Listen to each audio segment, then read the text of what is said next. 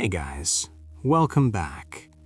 Tonight, we are traveling far beyond the noise of the modern world into the quiet corners of history where the most unbelievable conspiracy theories were once whispered in the dark and later proven to be true.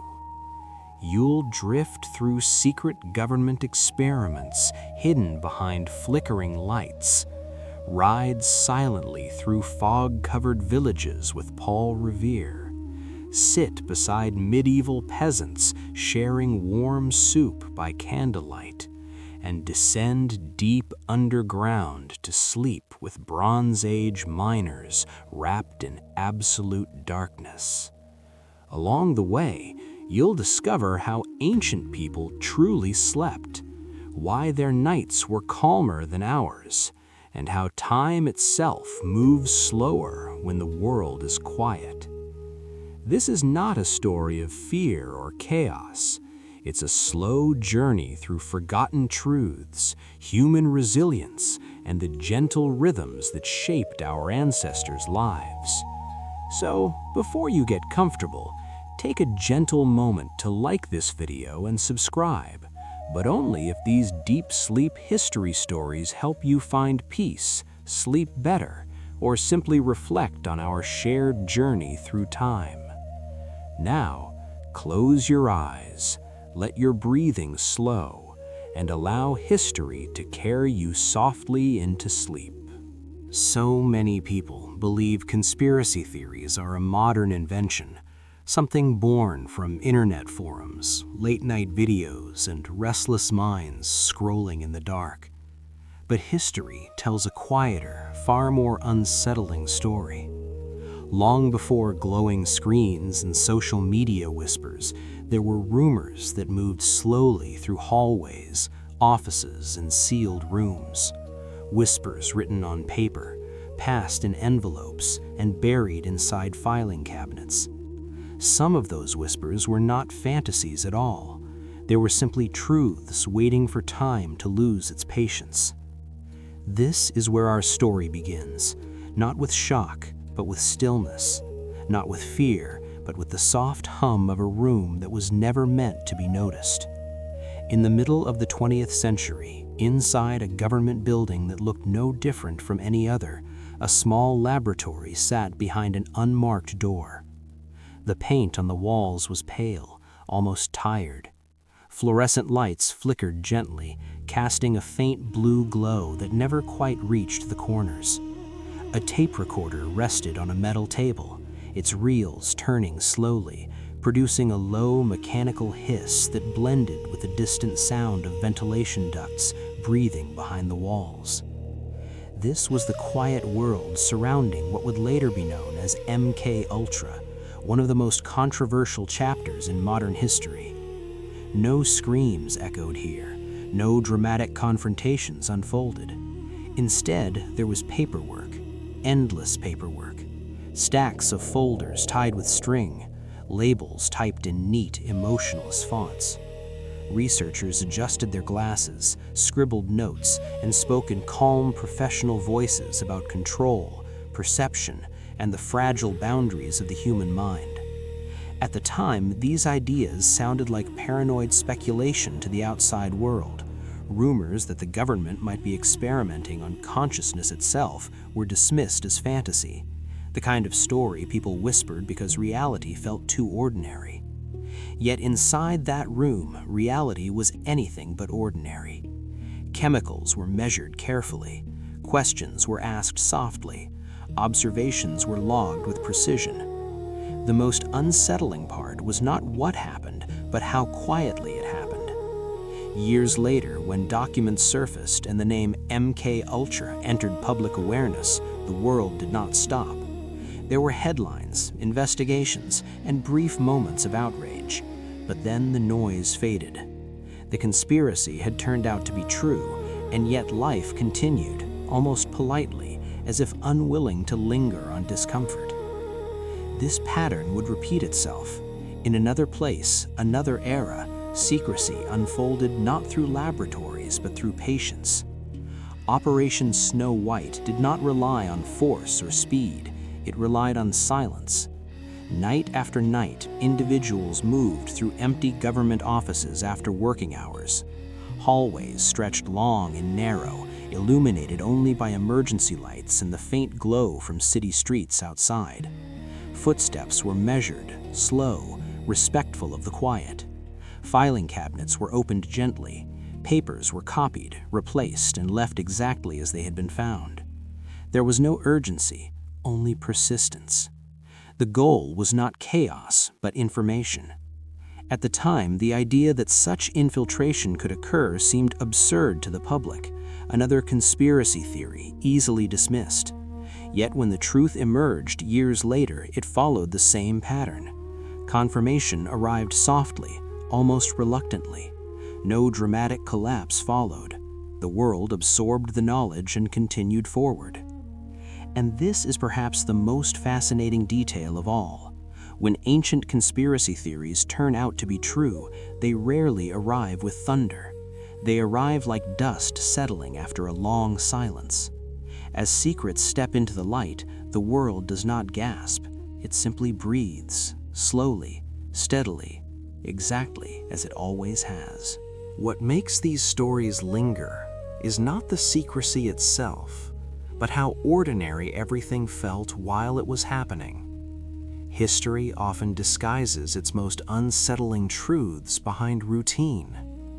In the years when these operations unfolded, mornings still began with coffee poured into chipped mugs, coats hung neatly by office doors, and the soft rustle of newspapers being folded and tucked under arms. Inside government buildings, clocks ticked at a measured pace, marking time without concern for what was being hidden in the rooms nearby. This is why conspiracy theories were so easy to dismiss. Nothing looked unusual, nothing sounded urgent. Even the people involved rarely spoke of themselves as part of something extraordinary. They were clerks, researchers, assistants, archivists, people who followed schedules, filled forms, and went home at the end of the day. The myth of conspiracy imagines chaos and intensity, but reality prefers repetition. Consider how information moved during those decades. There were no instant messages or digital trails. Knowledge traveled slowly, carried by envelopes sealed with glue that dried unevenly, leaving faint ripples along the edges. Files were stamped, initialed, and stacked with methodical care. Silence was not enforced through fear, but through habit. When everyone treats secrecy as normal, it stops feeling secret at all. This is how ideas that sounded unbelievable from the outside became invisible from the inside.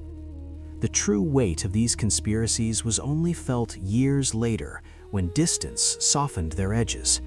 When the documents finally surfaced, when testimonies were pieced together, people struggled to reconcile the calm descriptions with the implications. How could something so significant exist without drama? The answer lies in time itself. History rarely announces itself while it is happening. It waits.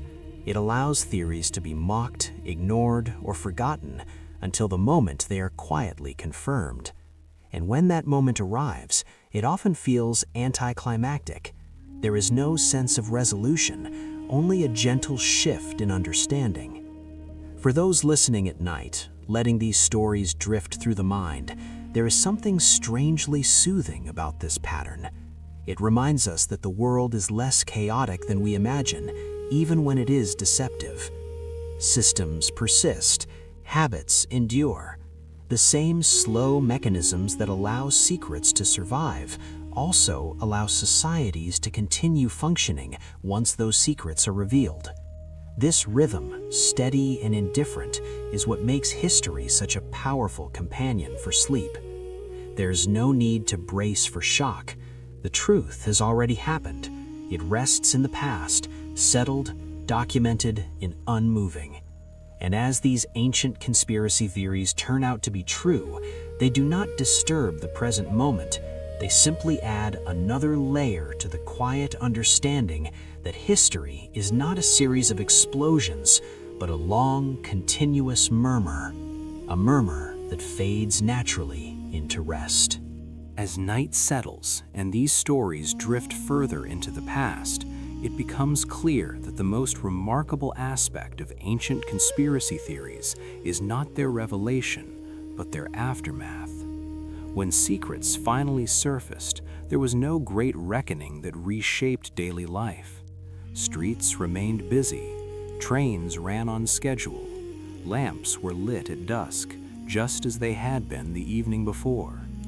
History absorbed the truth the way a deep ocean absorbs a falling stone, with barely a ripple visible from the surface. This quiet acceptance tells us something important about how societies function. They are built not on constant awareness, but on continuity. People wake, work, rest, and sleep regardless of what truths are uncovered behind closed doors. This is why so many conspiracies could exist for so long, not because everyone agreed with them, but because everyday life does not pause to investigate whispers. It moves forward, calmly, predictably, almost protectively.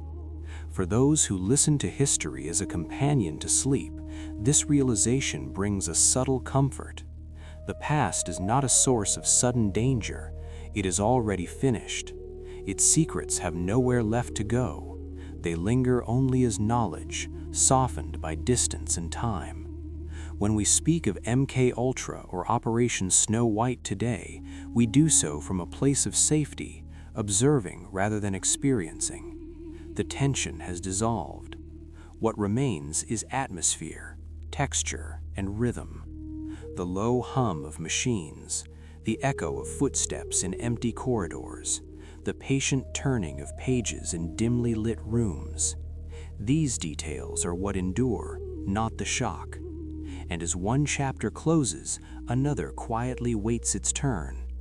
Ancient conspiracy theories did not end with the 20th century, nor did they begin there.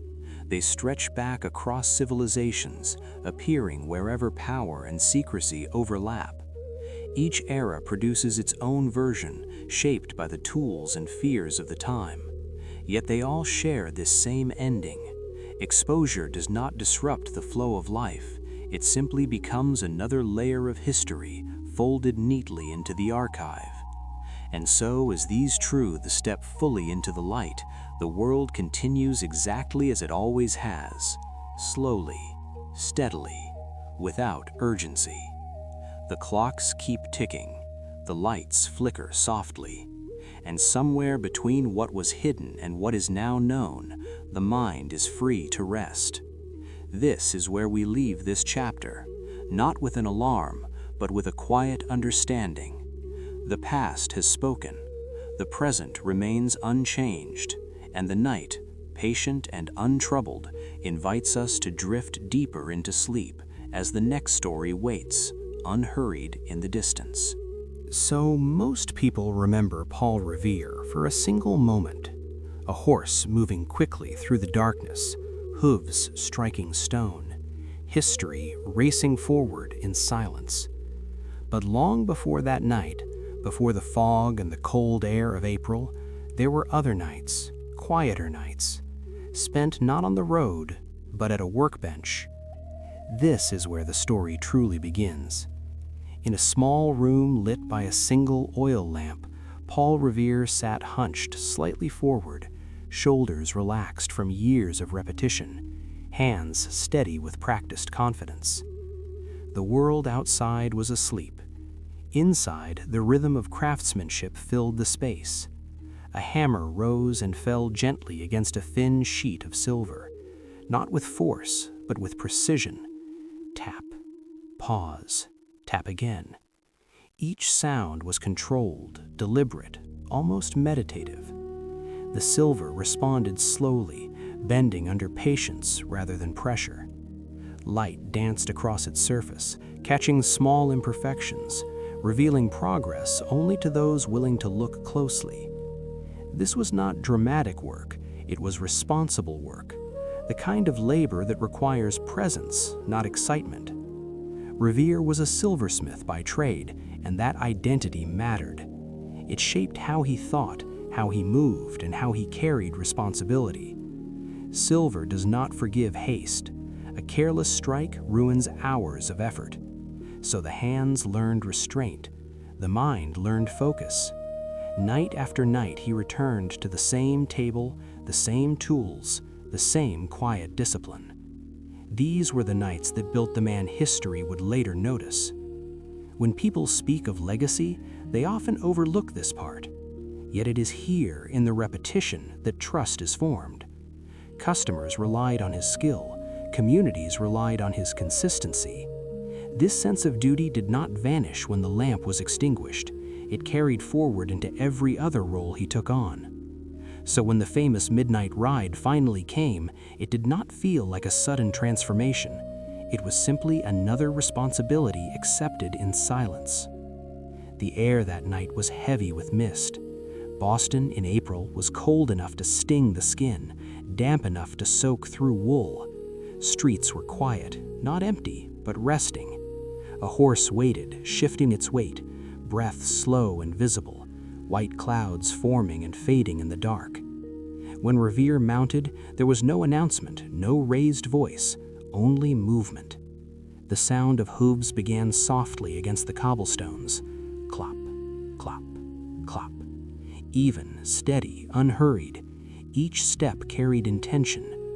Villages slept as he passed through, windows dark, doors closed, unaware of the message traveling past them. This was not chaos, it was control. The same control learned at the workbench now guided the reins.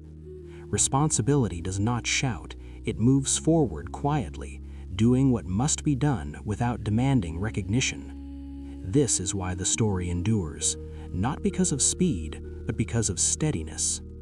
And as the night stretched on, fog curling low along the road, the rhythm remained unchanged. Breath, hoof, stone, silence. In this calm persistence, the foundation of legacy was already complete, long before history decided to remember it. As the night deepens, the soundscape of Paul Revere's life becomes clearer, not louder. After the lamp dimmed and the silver cooled beneath his fingertips, there was a stillness that followed him home. Responsibility does not end when tools are set aside. It lingers in posture, in breath, in the way a man carries himself through quiet streets. This was true for Paul Revere, whose identity as a craftsman shaped every choice he made long before history attached his name to a single ride. In the silence of late evenings, when Boston's narrow lanes rested under thin layers of mist, he walked with the same awareness he practiced at the workbench, each step measured, each pause intentional. A man trained to work with silver understands consequence. Pressure leaves marks. Carelessness reveals itself immediately. That understanding carries over into life. It creates a calm attentiveness, a readiness without restlessness. This is why the famous night did not feel reckless. The midnight ride was not an act of adrenaline, but an extension of discipline. The horse beneath him moved not in panic, but in cooperation. Revere adjusted his weight subtly, guiding rather than forcing, listening to the animal's rhythm. Hooves continued their steady pattern against stone, a sound that blended into the sleeping world rather than disrupting it. Clop, clop, clop. The villages remained wrapped in darkness. Dogs did not bark. Windows did not open. The message traveled without spectacle. This quiet efficiency mirrors the workshop once again. Just as silver is shaped without noise, history sometimes turns without witnesses. For men who understand responsibility, this is familiar territory. Duty rarely arrives with applause. It comes as a task that must be done while others rest. In this sense, Revere's legacy speaks less to rebellion and more to reliability. He was trusted because he was consistent, because his skill had already proven itself in countless unseen hours. The ride mattered because the man was already dependable before the moment arrived. This detail resonates deeply with those who have spent years refining a craft, raising families, carrying obligations that do not pause for recognition. History often celebrates the moment but forgets the preparation. Yet preparation is where meaning lives, in the slow repetition of nights at the bench, in the patience learned through mistakes corrected quietly, in the discipline that allows action to unfold without chaos. As the fog thinned and the road stretched onward, the ride remained unchanged in tone. No shouting, no dramatics, only movement guided by purpose. Breath rising and fading, leather creaking softly, stone accepting each step. When dawn eventually approached, it did so gently, without fanfare, and by then the essential work had already been done. Not because of urgency, but because of readiness. This is the kind of history that settles easily into sleep. It does not demand attention, it offers reassurance. The reassurance that steady hands and quiet dedication shape the world more reliably than noise ever could. And as this part of the story eases toward rest, the rhythm remains slow, controlled, and calm, preparing the mind to drift further, where legacy continues to unfold without haste. As the night finally loosens its hold, and the story settles into memory, what remains is not the image of speed, but the feeling of steadiness. When people speak of legacy, they often imagine something loud and immediate, a moment that changes everything at once. But the life of Paul Revere offers a quieter lesson.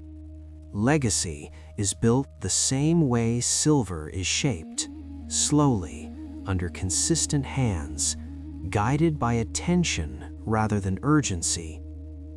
After the famous ride faded into history, Revere returned to his workshop. The tools were the same, the table bore the same marks from years of use, the lamp cast the same warm circle of light. There was no dramatic transformation waiting for him. Responsibility resumed its familiar rhythm. Hammer, pause, adjust. The metal responded as it always had. This continuity is the true inheritance he left behind. Not just a warning delivered in the night, but an example of how skill and duty coexist. For men who carry responsibilities into middle age and beyond, this resonates deeply. Life does not become simpler with time, it becomes heavier, layered with commitments to family, work, and community. The temptation is to believe that meaning arrives through singular heroic acts, but history suggests otherwise. Meaning accumulates. It grows through reliability, through showing up even when no one is watching. Revere's night ride mattered because it was supported by decades of quiet competence. The trust placed in him was not spontaneous, it was earned, night after night, through work that demanded patience and care. This is why his story fits so naturally into the calm rhythm of history for sleep. There is no unresolved tension here, no unanswered question. The ride happened, the message was delivered, and the man continued living as he always had. This steadiness offers reassurance. It tells us that our own unseen efforts are not wasted, that repetition is not emptiness, but preparation. As the mind drifts, listening to the echo of hooves long gone and the soft tapping of silver being shaped, a sense of order settles in. The world moves forward not because of constant urgency, but because of countless individuals maintaining their roles quietly. This is the deeper conspiracy of history, not hidden plots, but the enduring power of responsibility practiced in silence. And as this chapter closes, the rhythm slows even further. Breath becomes deeper. The imagined lamp dims. Tools rest on the table. Outside, the road lies empty once more.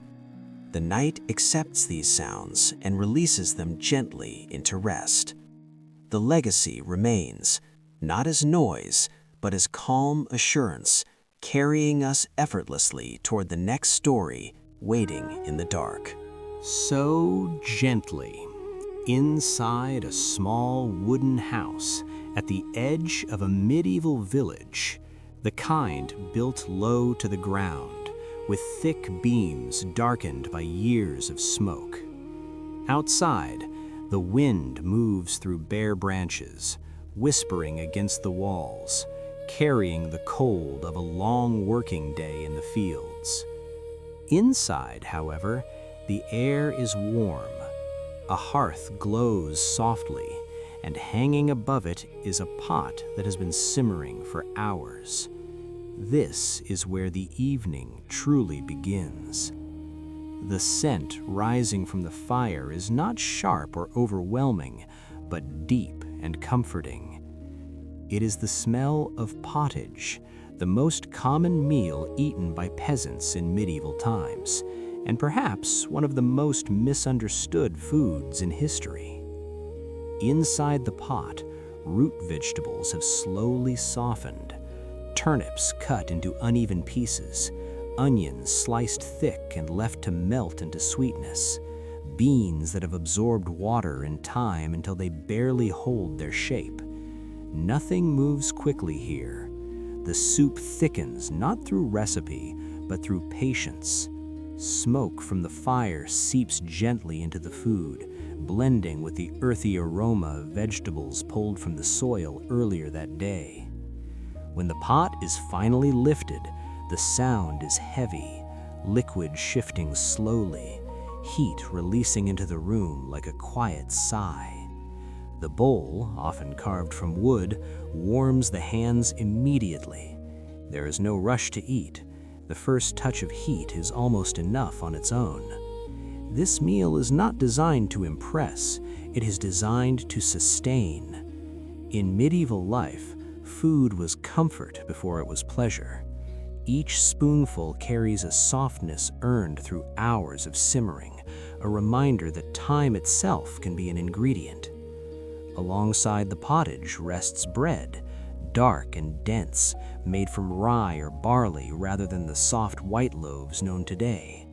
This bread is heavy in the hand. It smells faintly of grain and earth, of harvest and storage, of fields resting beneath winter skies. When bitten, it resists slightly. Chewing is slow, deliberate, grounding. This is food that asks to be noticed, not consumed absent-mindedly. Together, soup and bread form a balance, warmth and weight, liquid and solidity. Around the table, the light is low. A candle made from animal fat flickers gently, its flame unsteady but dependable. Shadows move across the walls as people shift in their seats. Voices remain quiet, not out of fear, but out of fatigue and closeness. This is the soundscape of medieval comfort, the whisper of fabric, the soft clink of wood against wood, the occasional breath released deeply after a long day. Outside, the world remains harsh and uncertain. Inside, for this moment, there is safety. There is enough. This is not luxury, but it is peace. And for those listening now, centuries later, this scene offers a kind of calm that transcends time. Medieval peasants did not eat extravagantly, but they ate with awareness. Food marked the transition from labor to rest, from exposure to shelter. It signaled survival achieved for another day. As the bowl empties slowly and the fire settles into embers, the body relaxes. Warmth spreads. Muscles loosen. The mind follows. This is how history for sleep truly works, not through drama, but through familiarity, through the universal comfort of a warm meal after hard work. And as this evening draws to a close, the quiet satisfaction remains, gently carrying the listener forward into the next chapter, where the simple rhythms of the past continue to unfold. As the bowl of pottage rests on the table, attention naturally drifts toward the bread. In medieval times, bread was not a side dish. It was the center of the meal, the anchor of nourishment, the quiet assurance that hunger would not return too soon. This bread was dark, dense, and honest, made from rye, barley, or a mix of grains shaped by the soil and the season. It carried the weight of the land itself. When lifted, it felt solid, almost grounding, as if reminding the body where its strength came from. The aroma was subtle, not sweet, but earthy, carrying hints of stored grain, wooden bins, and cool air trapped in stone cellars. Breaking it required intention. The crust did not yield easily. Fingers pressed, twisted slightly, until the loaf separated with a low, muted sound. Inside, the crumb was tight and heavy, meant to last, meant to be eaten slowly. Each bite asked for patience. Chewing took time, encouraging stillness. In that slowness, the body learned to settle. Medieval peasants did not rush their meals because there was nowhere to rush to. Night had arrived, and with it came rest.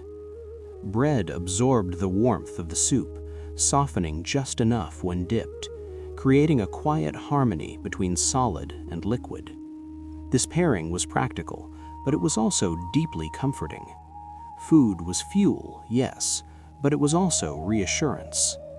Around the table, hands moved less now. Shoulders dropped. The fatigue from hours spent bending over fields, lifting tools, and walking long distances began to loosen its grip. Eating was not a performance, it was a ritual of return. Return to shelter, return to warmth, return to family. Conversation, if it happened at all, was minimal. A few murmured words, a shared glance. Silence was not awkward here, it was earned. The flicker of the tallow candle reflected softly off wooden bowls and rough-hewn tables. Shadows stretched and contracted with each small movement, wrapping the room in a gentle rhythm. Outside, the wind continued its work, but it no longer mattered. Inside, the simple act of eating had created a boundary between hardship and safety.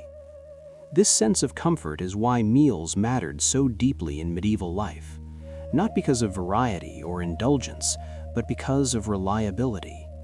People knew what awaited them at the end of the day: the same bread, the same pot, the same warmth. Predictability became a form of peace. For listeners today, this rhythm speaks directly to the nervous system. The idea of food that satisfies without excess, eaten slowly in a protected space, taps into something ancient. It reminds the body that it is allowed to rest, that effort has been rewarded, that for this moment there is enough.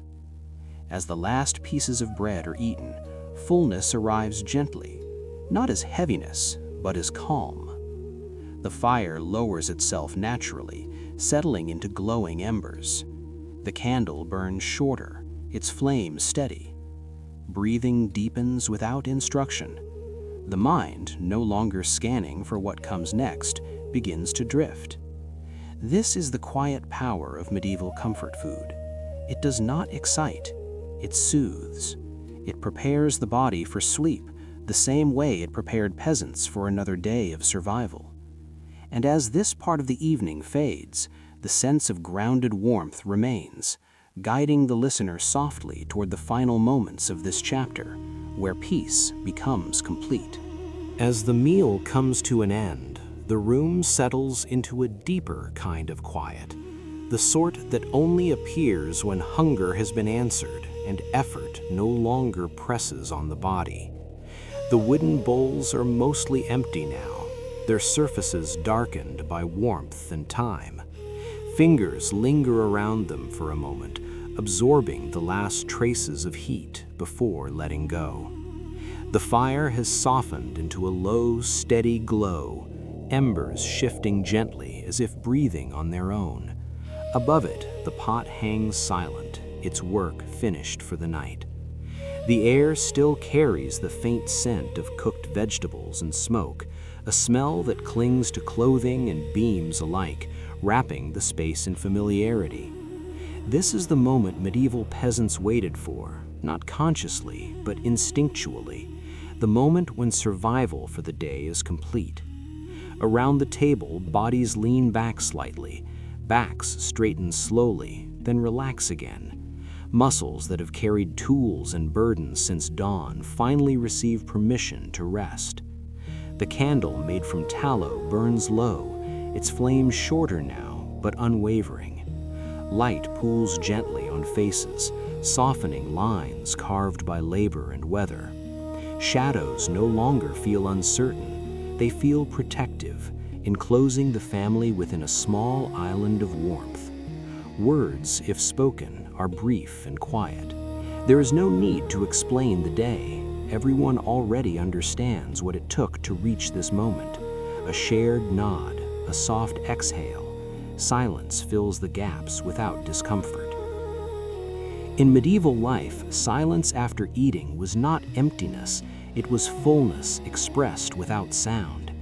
Children grow still, lulled by warmth and routine.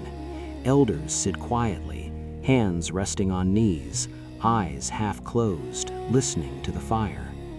Outside, the wind continues to move through fields and trees, but its presence feels distant now, separated by walls, by fire, by togetherness.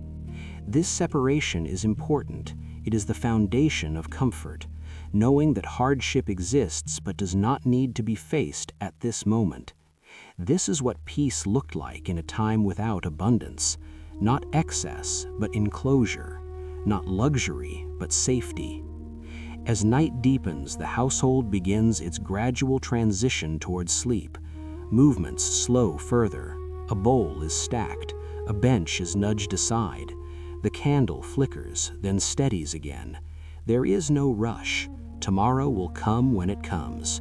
For now, the body is warm, the stomach is full, and the world has narrowed to this room.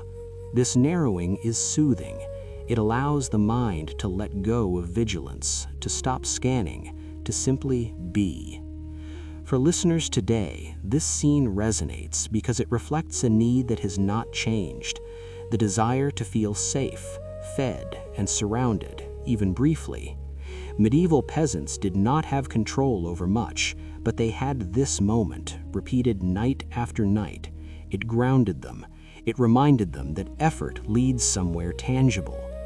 As the final traces of the meal fade and the fire settles completely, sleep approaches not as an escape, but as a continuation. The same rhythm that guided work and eating now guides rest. Breathing deepens, eyelids grow heavy. The warmth of the room seems to hold the body in place. And as this chapter closes, the sense of comfort remains, ancient and enduring, carrying the listener gently forward, ready to drift into the next story, where history continues to unfold at the same unhurried pace. These islands have been here for far longer than memory. Long before names, borders, or stories, they existed as quiet landmasses rising from the sea, shaped patiently by water, wind, and time.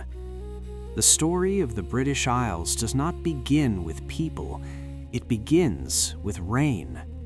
Rain falling steadily across rolling hills, darkening the soil, feeding streams that carve slow paths toward the coast. The sound is constant, gentle, and unhurried. a soft curtain of water moving across grass and stone, repeating itself day after day, century after century. In this landscape, time does not rush, it accumulates. Hills rise and soften, valleys deepen almost imperceptibly. Moss spreads across rock faces, claiming them quietly. Wind moves freely, carrying the scent of wet earth and salt from the surrounding seas. Long before any road was laid, these winds traced invisible paths across the land. Standing stones were placed here thousands of years ago, not to dominate the landscape, but to sit within it.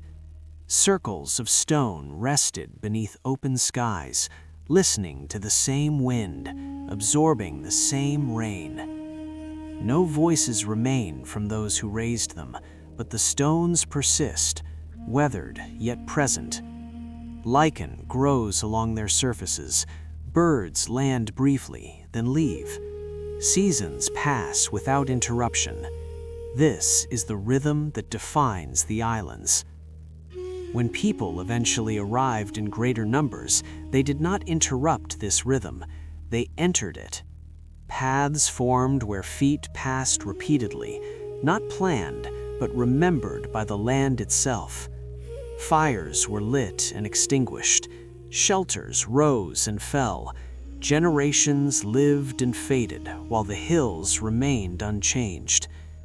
Time continued to move like a slow river, bending around obstacles rather than breaking through them. Empires would later arrive, convinced of their permanence. Stone walls were built, straight and deliberate, cutting lines across the countryside. The Romans brought order, measurements, and roads of packed stone. For a while, their presence felt solid, lasting. But even stone yields to patience. Grass crept along the edges, rain seeped into cracks, roots pressed gently, persistently. When the legions withdrew, the land did not react, it simply continued. Roads softened into paths, walls became foundations for sheep to rest against. The wind carried on, indifferent. Later still, wooden ships approached from the horizon, their oars dipping rhythmically into cold water. New arrivals came and went, leaving traces that blended gradually into the soil. Names changed, languages layered themselves over older sounds. Yet the hills listened without preference. The rain fell as it always had. Streams followed their courses. This is the quiet truth of the British Isles. History does not move here in sharp turns. It flows, slowly, lazily, like water finding the easiest route downhill. For those listening now, this vastness of time offers something deeply calming. Human stories become small without losing meaning. They are simply moments carried by a landscape that remembers everything and reacts to nothing. As this chapter begins, the islands stretch outward in the mind, wrapped in mist and rain, holding centuries within their soil. And time continues to pass, gently, without concern, inviting the listener to drift with it, unresisting, toward the next movement of history. Over time, the presence of people on the British Isles became more visible, yet never permanent. Settlements appeared slowly, almost cautiously, as if unsure whether they would be allowed to stay. Huts clustered near water. Fields were cleared by hand, stones lifted and stacked along edges to mark where cultivation ended and wilderness resumed. But even these boundaries were temporary. Grass pressed back whenever attention drifted. Rain softened sharp lines. The land accepted human effort without yielding its rhythm. When Roman roads stretched across hills and valleys, they felt precise and enduring. straight lines imposed on curves shaped by centuries of erosion. For a time, carts rolled along them, footsteps echoed, and milestones stood upright, confident in their purpose. Yet seasons continued to pass, leaves fell, frost crept into joints between stones, moss found footholds. Slowly, almost politely, the landscape reclaimed what had been borrowed. Roads narrowed into paths, paths dissolved into suggestions. A traveler centuries later might sense that something once existed there without knowing exactly what. This is how history behaves on these islands. It fades without erasing. After the Romans withdrew, silence returned, but not emptiness. New lives filled the spaces left behind. Wooden halls rose where stone had stood. Smoke curled into low clouds. Stories were told beside fires, their words carried briefly before dissolving into night air. Then ships arrived again, their hulls dark against the sea, their movement steady rather than urgent. The Vikings came not only with force, but with familiarity. They settled, traded, and left traces that blended into daily life. Names lingered longer than buildings. Routes followed water rather than walls. And still, the rain fell. Wind swept across headlands. Grass grew tall over burial mounds and abandoned foundations alike. What stands out when viewed from a distance is not conquest, but continuity. The land does not remember conflict. It remembers pressure, weather, and time. Castles would eventually rise, heavy and commanding, meant to dominate views and declare permanence. For a while, they succeeded. Shadows stretched across villages. Stone towers watched over valleys. Yet even castles learned patience. Ivy climbed their walls. Birds nested in cracks. When they fell into disuse, they did not disappear suddenly. They softened, edges rounded, floors filled with soil. Sheep wandered through open gates. The same pattern repeated again and again. Human ambitions surged, then settled. The islands remained. This slow repetition creates a unique sense of time, one that stretches rather than accelerates. Events do not pile up here, they spread out. Each era leaves a thin layer, barely covering the one beneath. For listeners drifting toward sleep, this layering is deeply calming. There is no need to track dates or outcomes. The narrative does not demand attention, it invites observation. Watching grass reclaim stone, watching paths become roads, then paths again, watching language change while hills remain unchanged. This is macro history at its most gentle, a reminder that permanence is not found in structures or power, but in cycles. Rain returns, wind returns, growth returns. And as this understanding settles in, the mind begins to release urgency. The sense of endless time expands, carrying thought away from the present moment and into something broader, slower, and easier to rest within. As centuries pass almost unnoticed, the land of the British Isles continues its patient observation. Empires arrive, believing they will last forever, yet the hills do not respond. They remain green under rain, soft under mist, unchanged in their quiet persistence. What feels monumental to people becomes gentle and small when viewed through the long lens of time.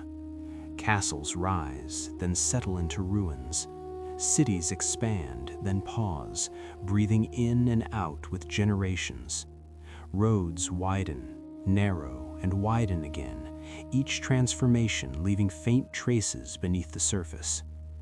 What endures is not ambition, but continuity. The tide continues to pull away from the shore and return again, endlessly rehearsing the same motion. Waves strike stone cliffs not with anger, but with familiarity, polishing them slowly, shaping them without hurry. Inland, rivers continue their slow work, carrying fragments of distant hills toward the sea, grain by grain, year by year. This is how time behaves here. It does not push, it flows. Human stories unfold within this movement, brief flickers of intention against a background of endless repetition. Kingdoms merge and divide, names change, borders are redrawn, yet sheep still graze where they always have. Rain still falls with the same steady sound. Wind still bends grass in the same direction it did thousands of years ago. When viewed this way, history becomes less about events and more about duration, less about conflict and more about endurance. The islands teach a quiet lesson. Nothing needs to rush. Nothing needs to prove itself. Everything will eventually soften into the landscape. For those listening now, allowing these images to drift through the mind, there is relief in this realization. Personal worries shrink when placed beside millions of years of rain and stone. The sense of urgency loosens its grip. Breathing slows naturally. Thoughts stretch out, losing their sharp edges.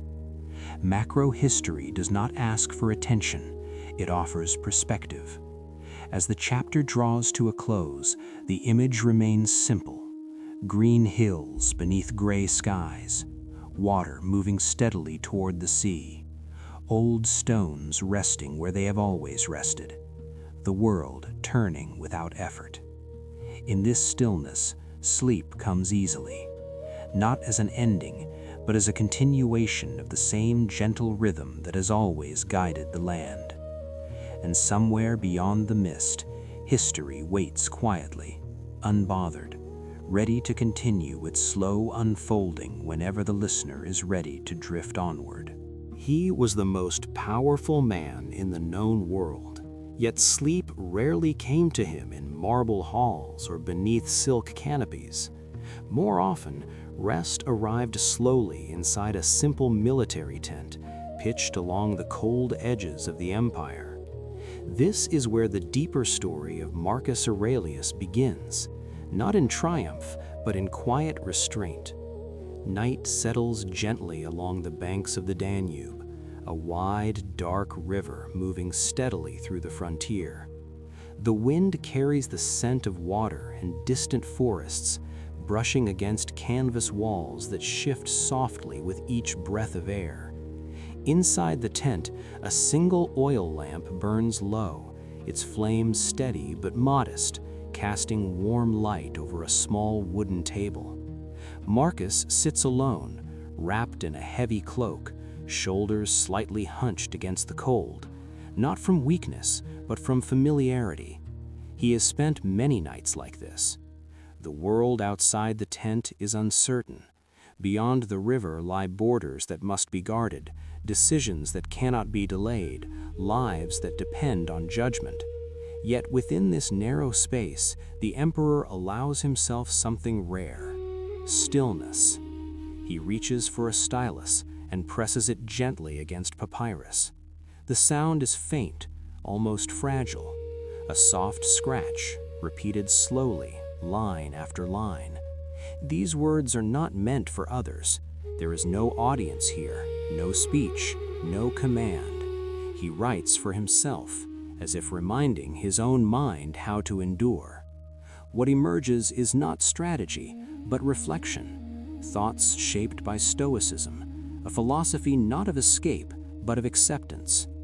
Do not worry about the future, it is not arrived. Do not resent the present, it is all that exists. The act of writing becomes rhythmic. Scratch, pause, breath, scratch again. The lamp flickers slightly, responding to a change in wind. Shadows shift across the canvas walls, but nothing intrudes. Marcus does not seek comfort in luxury, he seeks it in discipline, in the ability to remain calm while standing at the edge of uncertainty. This is what makes his life so compelling centuries later. Power did not insulate him from fear or fatigue. It simply gave him more reason to master them. In this tent, far from Rome, he practices the same control he asks of his empire. Control over reaction, control over desire, control over the restless urge to imagine outcomes beyond one's reach. For listeners today, this image resonates deeply. A man carrying immense responsibility, choosing to meet the night with reflection rather than distraction. No soft music, no indulgence, just thought, breath, and the steady flow of ink.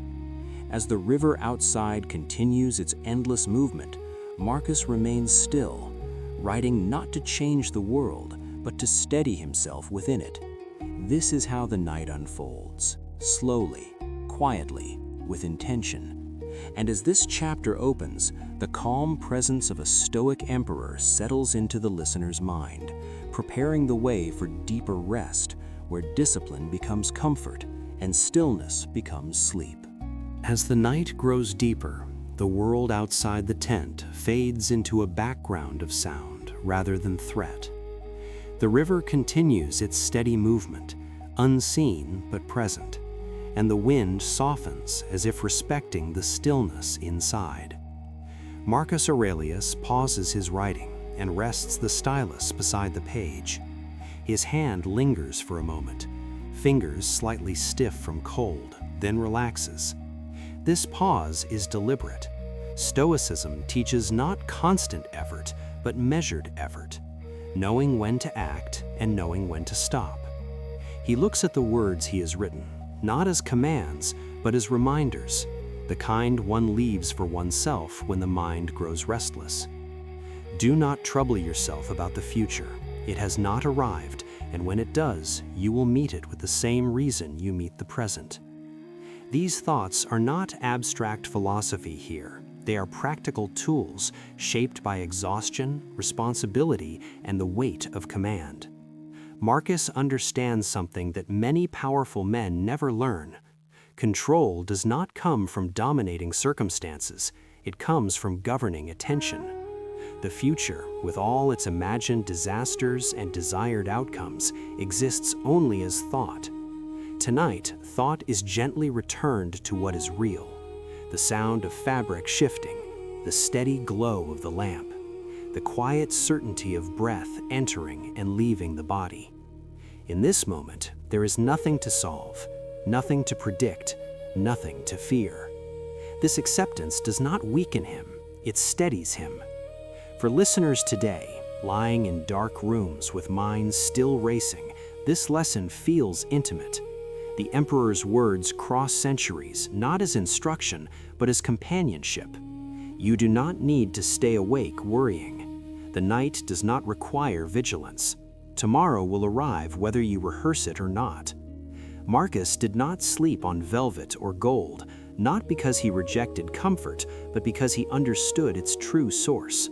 Comfort comes from alignment, from knowing that one has done what could be done today and releasing the rest. He closes his eyes briefly, not to sleep yet, but to feel the weight of his body grounded against the earth. Even the most powerful man in the empire is still human, still subject to cold, fatigue, and uncertainty. And yet, within that humanity, he finds peace. This is the quiet strength of Stoicism. It does not promise escape, it offers stability. As the lamp burns lower and the river continues its endless flow, the night holds its shape. Marcus remains still, his thoughts no longer pushing forward, no longer pulling back. They settle, and in that settling, rest becomes possible. The same rest now offered to the listener, not through distraction, but through acceptance, not through indulgence, but through calm discipline. As this part of the story drifts towards silence, the words linger softly, like a hand placed gently on the mind, reminding it that it is safe to let go. The night has fully claimed the frontier now, and the tent rests quietly beside the river, as if it has always belonged there. The lamp's flame grows smaller, no longer pushing light outward, but holding it close. Marcus Aurelius rolls the papyrus gently, not in haste, but with care, and sets it aside. The act feels final, though nothing has ended. Writing was never meant to finish the night. It was meant to prepare the mind for rest. Outside, the Danube continues its slow, patient movement, carrying reflections of starlight that break and reform with each ripple. Inside the tent, Marcus adjusts his cloak, feeling the weight of wool settle across his shoulders. There is no bed of luxury waiting, only a simple place to lie down, close to the earth, close to the quiet truth that all power eventually returns to stillness. He lowers himself carefully, aware of each movement, each breath. Stoicism teaches attention to the present moment, not as a concept, but as a practice. Even the act of lying down becomes deliberate. The body touches the ground. The ground does not resist. It supports without comment. Marcus closes his eyes, not to escape thought, but to let it dissolve on its own. The ideas he wrote earlier no longer need repeating. They have already done their work. Do what nature requires. Accept what you cannot change. Release what does not belong to this moment. These are not commands now. They are sensations. The slowing of breath, the loosening of muscles, the gentle surrender of awareness. He does not review victories or failures. He does not plan tomorrow's orders. That work belongs to daylight. Night is for alignment, for returning the mind to its proper scale. In this stillness, the emperor becomes simply a man, resting beneath the same sky as his soldiers, beneath the same stars that watched countless lives before his own. This is where his strength truly resides, not in domination, but in humility before time and nature. For the listener, this image carries a powerful invitation.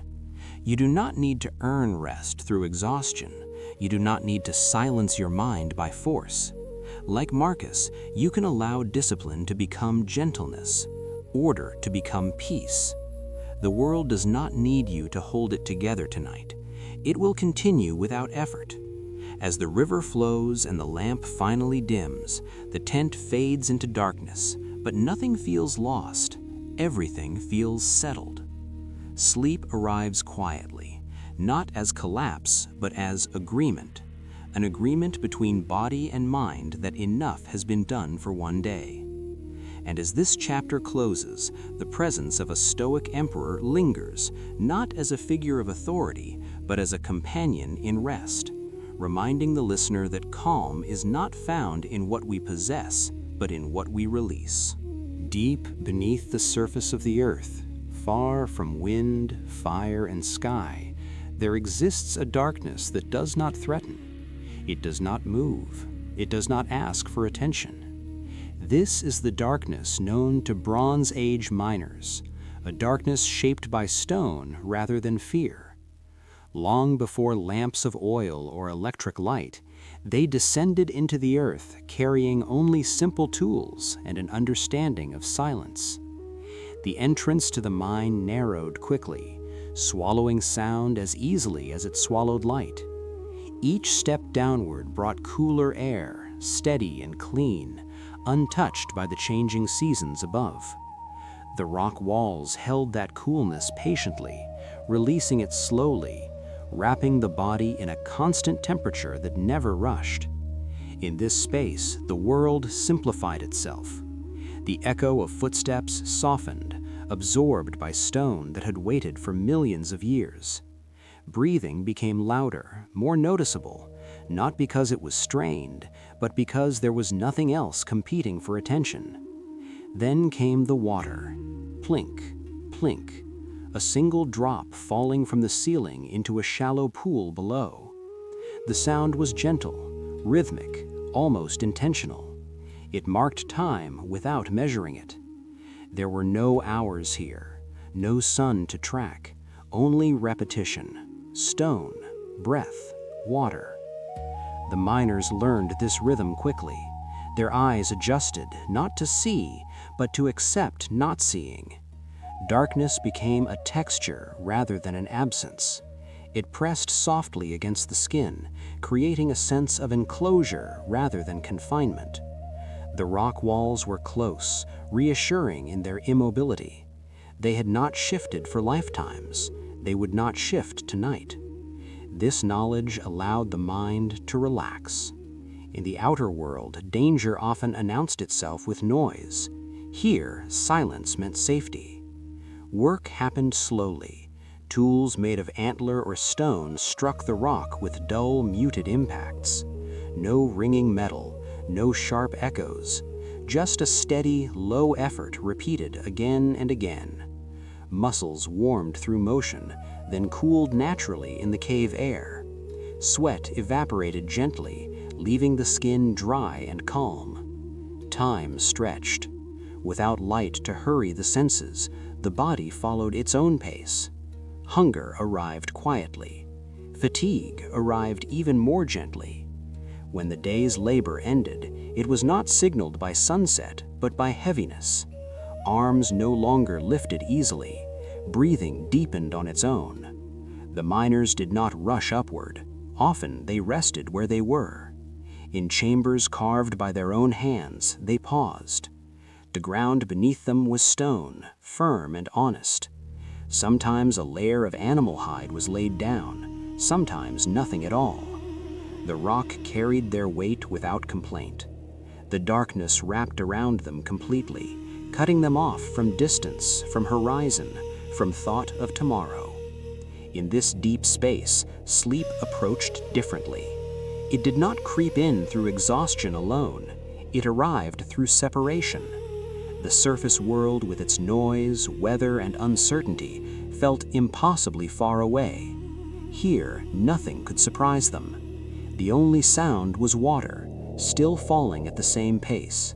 Plink, plink, each drop a reminder that the earth was alive but unhurried.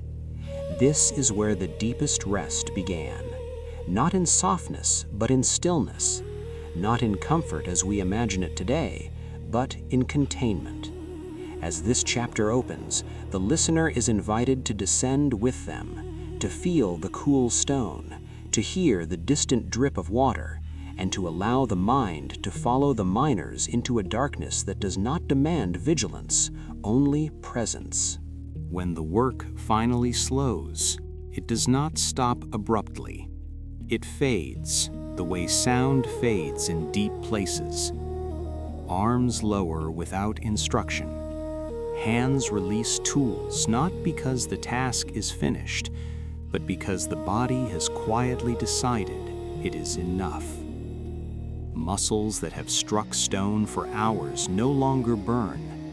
They feel heavy, saturated with effort, ready to be still. In the mind, fatigue arrives without drama. There is no sunset to mark the end of the day, no signal except the body's own weight.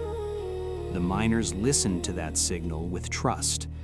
They have learned that resistance only deepens exhaustion. Acceptance allows rest to come sooner. They settle where they are. Some lean against rock walls that hold their shape patiently. Others lower themselves onto the ground, feeling the stone through layers of hide or cloth. The surface is cool, but not hostile. It draws heat gently, slowing the body's internal pace. Breathing lengthens, shoulders drop. The spine finds a position that requires no effort to maintain. Above them, the ceiling of rock remains unmoving, a constant presence that replaces the open sky. There are no stars here, no moon, no sense of distance. The darkness compresses space until only what is near remains real. This compression is calming. Without visual depth, the mind stops reaching outward. Thought shortens, memory quiets. The drip of water continues. Plink, plink. The sound becomes a boundary, enclosing awareness within a small circle of sensation. In this environment, sleep does not come with images. Dreams require contrast, light, and narrative. Here there is only uniformity, cool air, solid ground, repetition. The miners slip into rest that is deep and unbroken, not because it is forced, but because nothing interrupts it. Their sleep is heavy, anchored. The body knows it is protected. Stone does not move suddenly. Darkness does not shift. No wind enters. No sound travels far enough to surprise. This sense of enclosure mimics something ancient and instinctive, being held, being covered, being returned to a place before vigilance was necessary.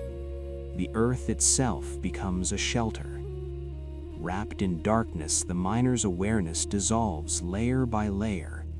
First thought fades, then sensation softens.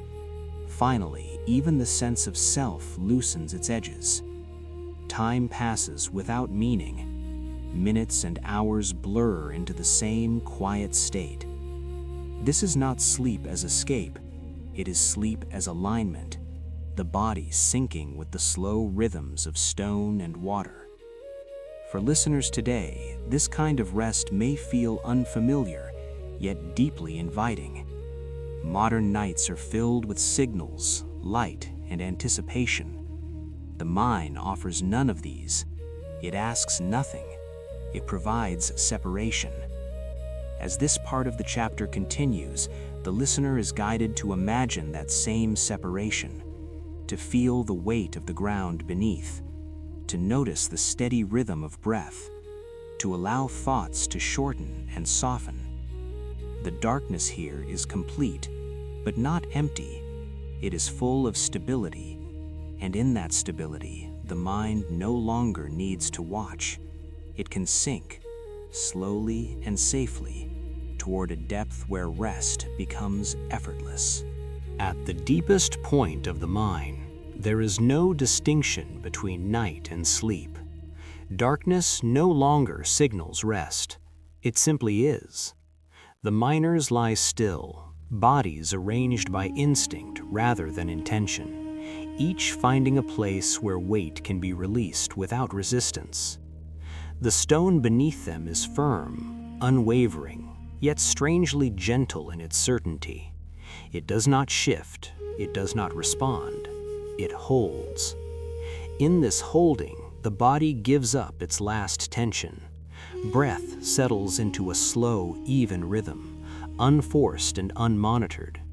The chest rises and falls with the same quiet reliability as the water that continues to drip from the ceiling. Plink, plink. The sound is distant now, no longer separate from the body's own rhythm. It merges with it, becoming part of the background of being rather than something heard. In this depth, the miner's sleep has no edge. There is no moment of falling asleep, no crossing from one state to another. Awareness thins gradually, dissolving into the environment until there is no clear boundary between the sleeper and the space that surrounds them. The earth wraps around them completely, not as pressure, but as presence.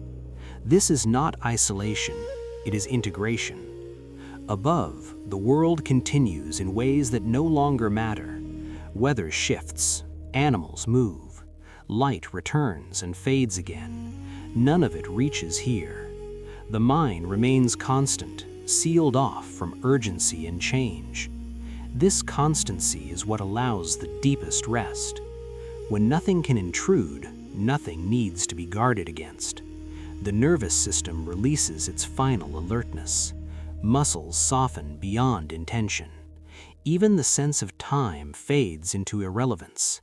Sleep here is not filled with dreams because there is nothing for the mind to process. No images, no unresolved motion, just darkness, coolness, and stillness. The miners rest as if returned to a state before thought, before identity, before effort.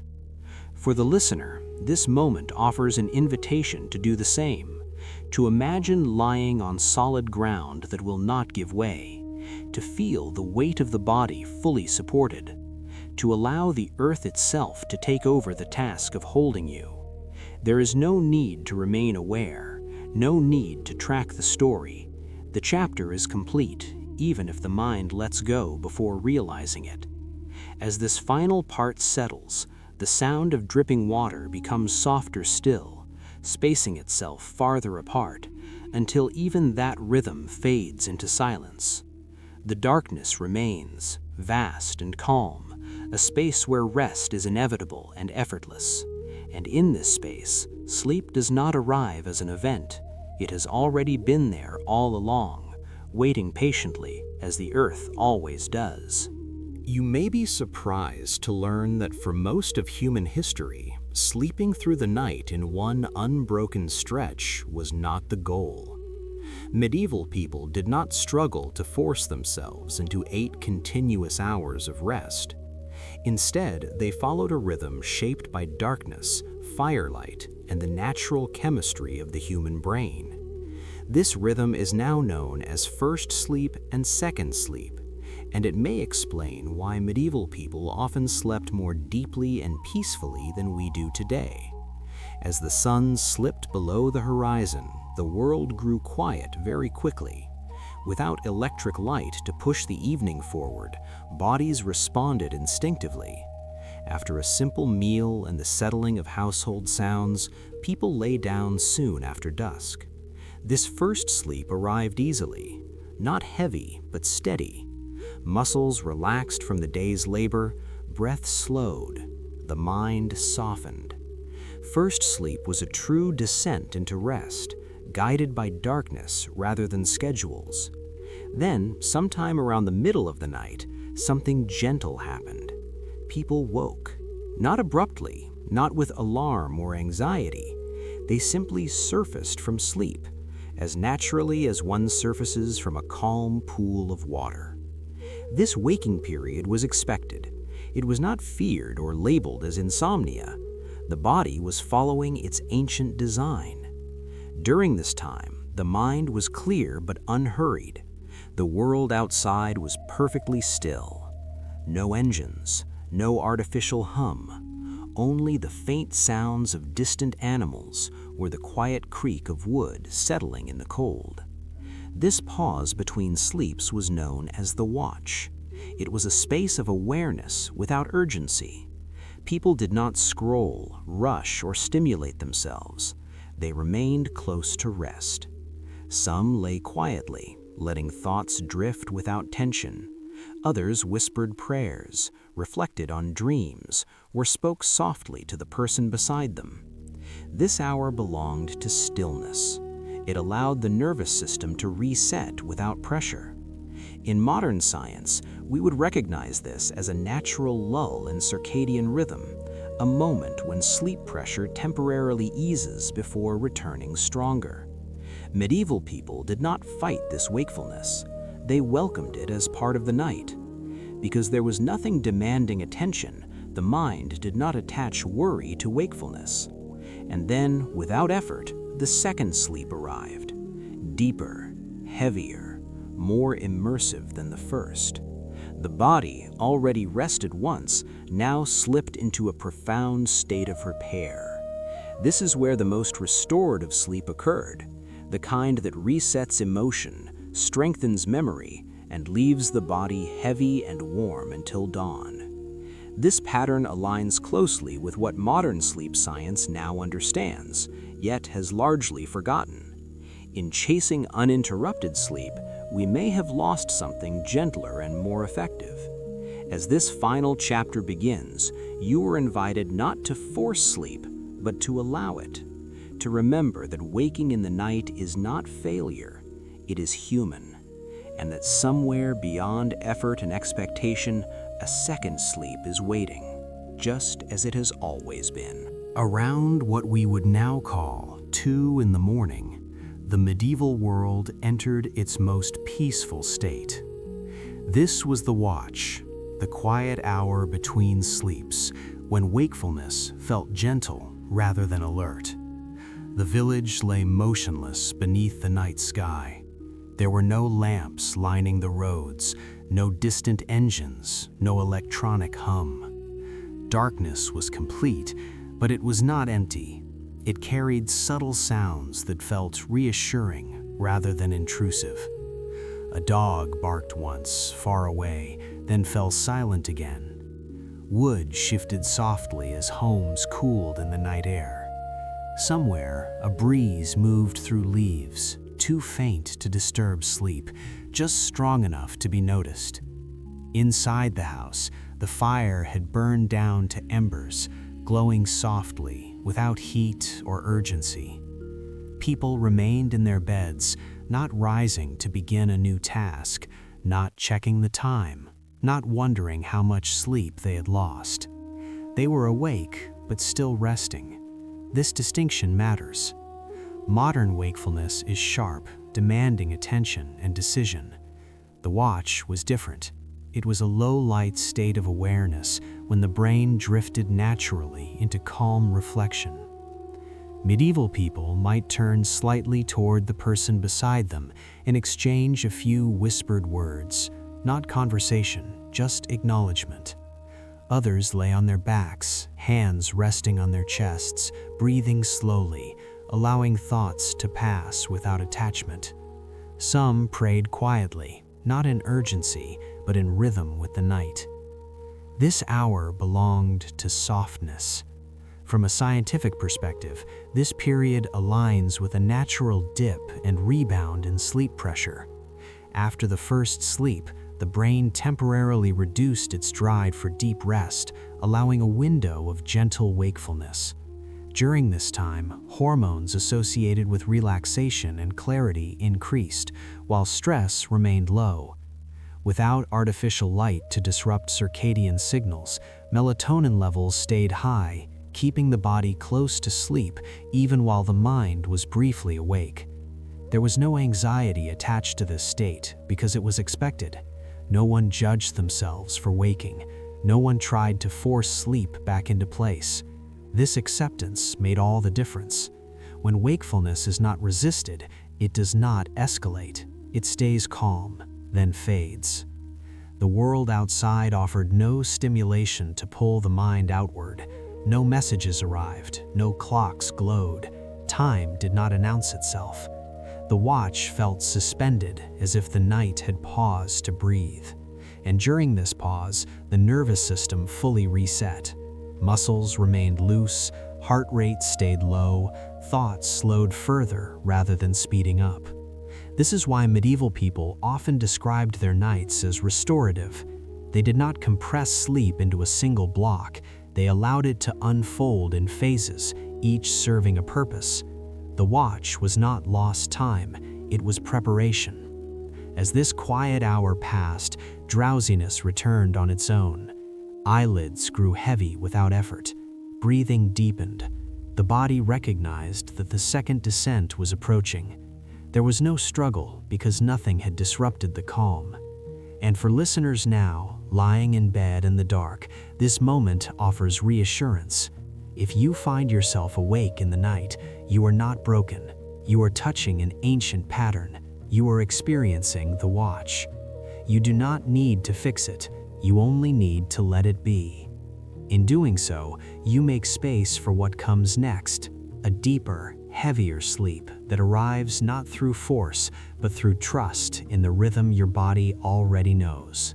And then, without announcement, the second sleep arrives. It does not rush in. It does not demand attention. It settles gently, like a heavy blanket placed over the body by unseen hands. The thoughts that lingered during the watch begin to loosen their grip. They no longer ask to be followed. They simply drift, slow and incomplete, dissolving before they can form meaning. Breathing deepens further, becoming wide and effortless. The chest rises and falls in a rhythm that no longer needs awareness. This is the sleep medieval people trusted most. The the sleep that came after acceptance, after stillness, after patience. It is heavier than the first sleep, but also softer. The muscles sink fully into rest. The jaw relaxes. The brow smooths. In this second descent, the body finally lets go of vigilance. There is nothing left to listen for, nothing left to consider. Outside, the night continues its quiet work. The stars remain fixed. The wind moves when it must, then stops. Darkness holds everything evenly. This is the hour when the body repairs itself most deeply. Memory settles into place. Emotion unwinds. The nervous system releases what it has been carrying. Medieval people did not describe this sleep with urgency or excitement. They simply knew it.